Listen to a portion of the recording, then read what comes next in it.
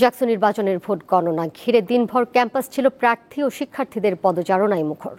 চলে অভিযোগ পাল্টা অভিযোগ। ছাত্রদল সহ 5টি প্যানেল ভোট বর্জন করলেও ফলের অপেক্ষায় ছিলেন শিক্ষার্থীরা। ৩৩ বছর পর অনুষ্ঠিত জাকসু নির্বাচনের আনুষ্ঠানিকতা শেষ হয়নি 2 দিনেও।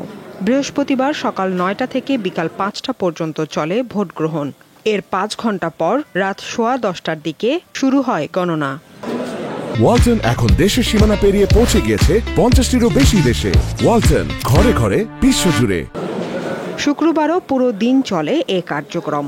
অবশ্য অনিয়মের অভিযোগে ভোটের দিন ছাত্রদল সহ 5টি প্যানেল ভোট বর্জন করে পুনরায় নির্বাচনের দাবি জানায়। ছাত্র শিবির সমর্থিত প্যানেল দ্রুত ফল প্রকাশের দাবি জানিয়ে আসছে। একই দাবিতে ভোটের পরদিন ক্যাম্পাসে মিছিল করেছে শিক্ষার্থীদের একটি অংশ।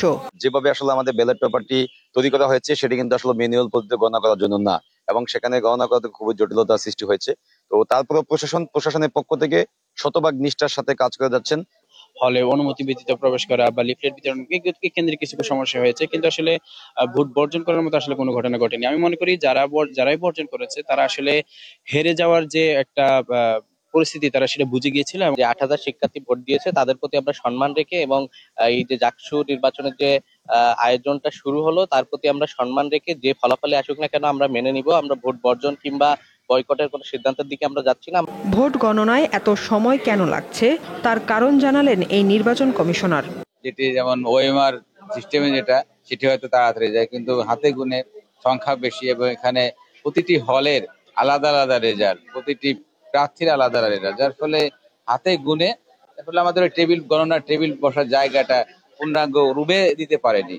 জাকসু নির্বাচন ও ভোট গণনা ঘিরে ক্যাম্পাসে আইন শৃঙ্খলা বাহিনী কঠোর অবস্থানে রয়েছে। বিশ্ববিদ্যালয়ে প্রবেশের যে গেটগুলি, সেই গেটগুলিতে আমাদের নিরাপত্তা ব্যবস্থা যথেষ্ট আমরা জোরদার করেছি। বহিরাগত প্রবেশ করার সুযোগ আমরা দিব না। জাকসু নির্বাচনে ভিপি পদে 9 জন ও জিএস পদে 9 জন সহ 25টি পদের বিপরীতে মোট 177 জন প্রতিদ্বন্দ্বিতা করেন। দীপ্ত বার্তা কক্ষ।